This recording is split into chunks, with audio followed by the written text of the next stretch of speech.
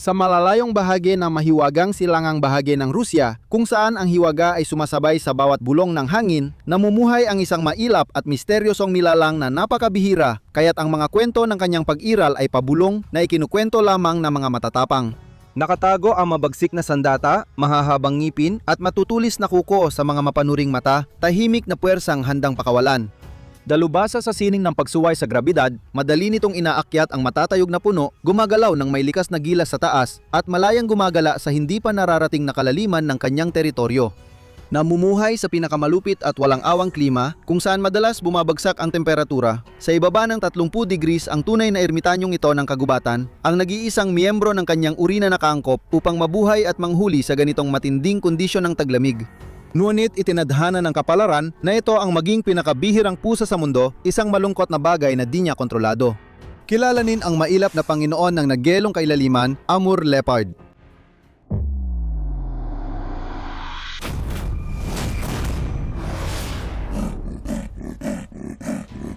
Ang Panthera pardus orientalis na mas kilala bilang Amur leopard ay isang kahangahangang pusa na matatagpuan sa rehiyon ng Primorye sa timog-kanlurang bahagi ng Rusya, pati na rin sa ilang bahagi ng Hilagang China at posibleng maging sa Hilagang Korea. Bagaman pareho sila ng pinagmulan ng kanilang mga kamag-anak sa Afrika, bahagyang mas maliit ang sukat ng Amur leopard. Tulad ng maraming nilalang, ang Amur leopard ay kilala sa iba't ibang pangalan depende sa kung sino ang tinatanong mo. Ang tawag dito ng iba ay Siberian leopard, habang ang ilan naman ay Far Eastern leopard or Manchurian leopard. Mas kilala ito bilang Amur leopard, pangalan na ibinigay ni Reginald Pocock noong 1930 matapos pag-aralan ng balat ng leopard mula look ng Amur, silangang Rusya. Kahit pare-pareho ang tingin ng iba sa mga leopards, may kakaibang katangian ang Amur leopard na naiiba sa ibang subspecies. Ang pinakakapansin-pansin nitong katangian ay ang makapal, maputla at kulay krema nitong balahibo na lalo pang namumukod-tangi tuwing panahon ng taglamig.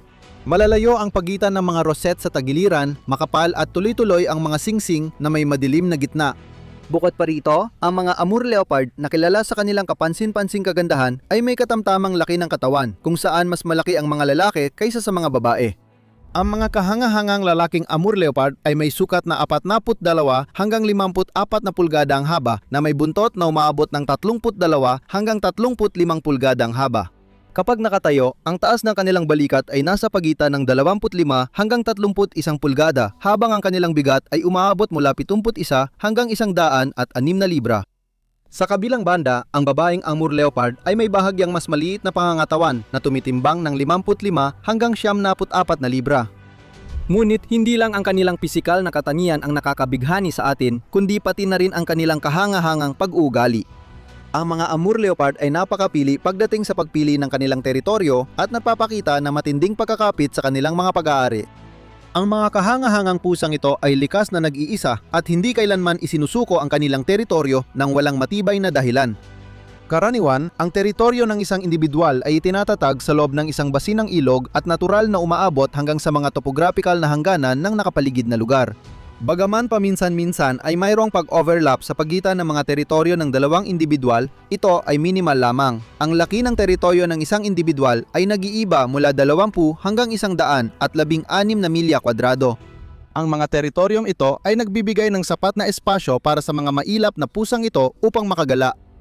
Kapansin-pansin na sa pagdaan ng panahon, ang mga individual ng species na ito ay nagkakaroon ng matinding pagkakabit sa mga daanan ng pangangaso, ruta ng migrasyon at lugar ng pamamahinga sa kanilang teritoryo. Ang malalim na pagkakakilala nilang ito ay nagbibigay daan sa kanila na gumalaw sa kanilang paligid ng may kasiguruhan at kumpiyansa. Sa kanilang paghahanap ng paraan para mabuhay, ang mga may batik na mandaragit na ito ay nagpapakita ng kahangahangang pag-iwas sa mga bukas na lugar at mas pinipili nila ang mga bundok na napapalibutan ng luntiang kagubatan. Ang kagustuhang ito ay nagmumula sa katotohanang ang mga ganitong lugar ay mas kaunti ang tinatanggap na nyebe tuwing malupit na taglamig at nagbibigay ng maraming likas na silungan na mahalaga para sa kanilang kaligtasan. Ang Amur leopard, dahil sa kanyang henetikong pagkakahiwalay sa ibang mga subspecies at pag-angkop sa kakaibang tirahan, ay may taglay na napakaraming natatanging katangian. Kapansin-pansin, tuwing taglamig, ang balahibo nito ay nagiging mas malambot, makapal at umaabot ng 2.8 pulgada sa tiyan. Ang pambihirang katangiang ito ay nagsisilbing mahalagang mekanismo para sa kaligtasan na epektibong nagbibigay ng init sa Amur leopard laban sa matinding lamig na bumabalot sa kanyang tirahan na kadalasang bumabagsak hanggang sa napakalamig na negatibong 22 degree Fahrenheit. Bukod pa rito, ang Amur leopard ay may medyo maiikling mga paa na may dalawang mahalagang papel sa kanyang estratehiya ng kaligtasan. Ang maliliit niyang paa ay dinisenyo para mabawasan ang init na nawawala kaya natutulungan ang mandaragit na makatipid ng enerhiya. Sa dinasang pangyayari, ang tila ordinaryong mga paa nito ay nagpapakita ng lakas at lapad na parang snowshoes tuwing taglamig. Upang higit pang mapahusay ang likas nitong kakayahang mabuhay, ang kulay ng Amur leopard ay dumadaan sa isang kamanghamanghang pagbabago na umaayon sa iba't ibang panahon. Habang tinatakpan ng nyebe ng taglamig ang paligid, unti-unting nagiging mas maputla ang balahibo ng leopardo na nagiging dahilan upang ito ay magtago ng maayos sa maputing kapaligiran. Ang likas na disenyo at kakayahang umangkop ng leopardo ay nagbibigay dito ng mabisang camouflage kaya halos hindi ito makita sa tanawin buong taon. Ang Amur leopardo tulad ng ibang kauri nito ay may natatanging kakayahan sa pagiging palihim. Kahit sa dapitapon, gabi o kahit sa araw, ang mailap na mandaragit na ito ay mahusay na nangangaso, palaging nagsisikap na manatiling tahimik at hindi napapansin. Sa matinding pag-iingat, dahan-dahan itong tumutuntong sa mga bato, iniiwasan ang kahit kaunting ingay, lubos na alam na kahit ang pinakamahinang kaluskos sa sahig ng kagubatan ay maaaring magbunyag ng kanyang palihim na kilos. Kapag nangangaso ang Amur leopard, gumagamit ito ng dalawang paraan. Isang paraan ay ang magbantay ng matyaga sa tagong pwesto at umatake bigla mula sa pananambang. Sinusundan niya ang biktima, dandaang pinapaikli ang agwat ng may eksaktong tantiya bago biglang aabutan sa sunod-sunod na malalakas na talon. Kaya ng mga talon na ito, itulak ang leopardo ng hanggang 10 talampakan pataas at halos 20 talampakan pahalang na iniiwan ang biktima nitong lito at walang laban. Ipinapakita ng Amur leopard ang galing nito sa atletisismo sa bilis na halos 40 milya kada oras. Bagamat kaya lamang nitong mapanatili ang mabilis na takbo sa maikling sandali, sapat na ito upang malampasan ng halos lahat ng posibleng biktima. Kapag nahuli, nilalabas ng leopardo ang bangis sa biktima. Sa lakas ng kagat na higit 300 hanggang 310 libra kada pulgadang parisukat, walang awang nilalapan ng mandaragit ang biktima. Pangunahing mandaragit ang Amur leopard at kumakain ng iba't ibang biktima. Kadalasang binubuo ito ng sika deer, roy deer at mga baboy ramo. Kapag kulang ang pagkain, hindi ito nagdadalawang isip manghuli ng liebre, badger, ibon o dagat. Ang malaking huli ay kayang magpakain sa mga ngaso ng ilang araw. Bukod pa rito, dahil sanay na makayanan ang matitinding temperatura sa kanyang kapaligiran, kayang mabuhay ng Amur leopard ng hanggang 2 linggo kahit walang pagkain sa matitinding sitwasyon. Gayunpaman, maaring hindi ito totoo para sa isang inang leopardo na may mga batang anak na kasama niya. Sa mga ganitong pagkakataon, maaring mapilitan ang mga mailap na nilalang na ito na kumain ng mga patay o nagilong bangkay na iniwan ng mga hayop na kumakain ng bangkay. Sa video, makikita ang isang inang Amur leopardo na nangunguna, ginagabayan ang kanyang mga anak papunta sa isang iniwang bangkay na iniwan ng mga nag-aaway na buitre. Sa matinding klima na kanilang tinitirhan, kahit ang ganitong natuklasan ay may napakalaking halaga para sa pamilya ng leopardo. Habang nagmamadaling lumalapit ang ina sa bangkay, hindi kasing apura ang kilos ng kanyang mga anak.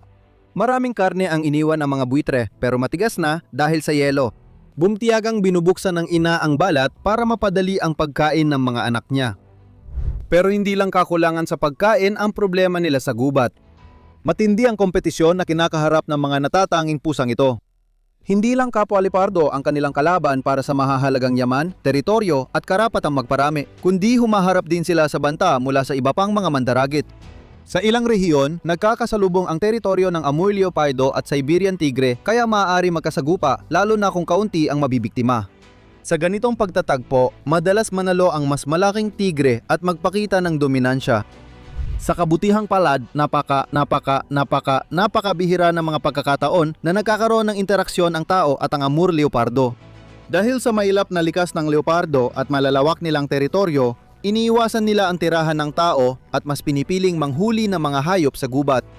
Kahit nagiging agresibo ang Amur leopardo kapag nanganganib, wala pang ulat na umatake sila ng tao sa kagubatan.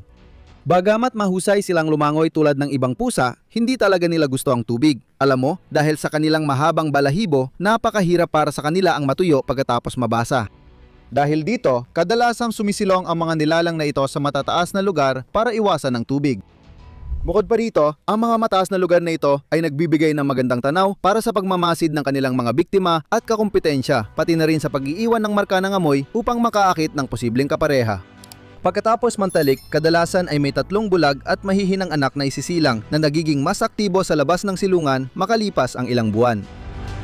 Ang Amur leopard, pinakabihirang subspecies ng mga wildcat sa mundo, ay higit 50 taon nang pinoprotektahan laban sa panganggaso. Dahil sa kawalan ng trabaho at kahirapan, napilitan ng mga lokal na residente na sumali sa illegal na panghuhuli dahil sa mataas na presyo ng balat at buto ng hayop sa black market. Karamihan sa mga lokal na Ruso sa maliliit na baryo, malapit sa tirahan ng leopardo ang responsabale sa pagpatay sa mga bihirang pusang ito. Pagsapit ng bagong siglo, ang mga maringal na nilalang na dating malaya sa malalawak na lugar ay nabawasan na lamang sa populasyong humigit kumulang 35. Oo, wag mo munang hayaang tumimo yan, 35 lang. Upang tugunan ang kritikal na kalagayan, sinubukan nilang ayusin ang sitwasyon sa pamamagitan ng pagtatatag ng mga reserba at pagpapatupad ng iba't ibang proyekto. Bagay lamang ang naging tagumpay nito.